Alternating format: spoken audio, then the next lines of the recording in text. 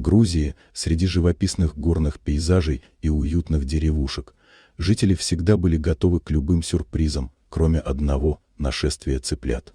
И как это ни странно, но именно это им и предстало пережить.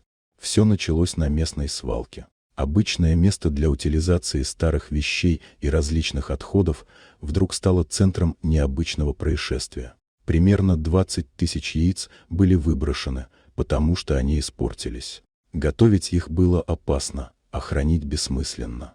Яйца отправились в мусор, где, казалось бы, должны были просто распасться, забытые и невидимые. Однако солнце, это вечное светило, имело другие планы. Внезапно весеннее тепло и лучи солнца оказались тем самым инкубатором, который так требовался тем самым яйцам. В условиях, когда температура и влажность стали идеальными, произошло чудо: из скорлупы начали появляться маленькие цыплята.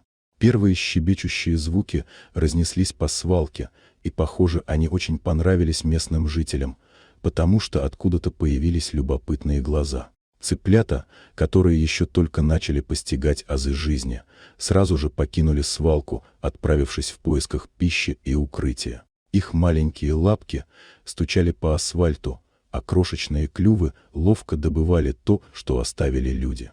Местные жители были в недоумении, когда увидели, как по улицам города бежит целая армия цыплят.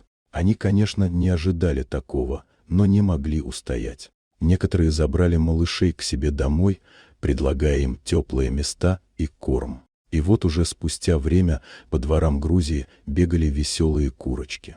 Представьте себе, что вы идете по улице, а перед вами не один и не два цыпленка, а целая куриная ферма, которая решительно осваивает территорию. Не совсем то, чего ожидали от жизни в маленьком городе, но тем не менее забавное зрелище.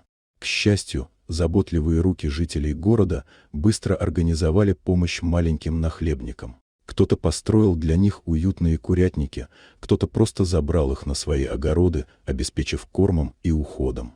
А что касается свалки, то в конце концов там образовалась настоящая цыплячья колония. Казалось, что каждый уголок этого места был занят маленькими пухлыми существами, которые теперь стали символом жизни и выживания в самых неожиданных местах. Вместо того, чтобы быть заброшенными и забытыми, эти крошечные создания стали частью местной экосистемы и, возможно, даже помогли поддерживать порядок на свалке, поедая остатки пищи. Это было странное, но в то же время волнующее зрелище, как жизнь находит путь даже в самых неожиданных условиях.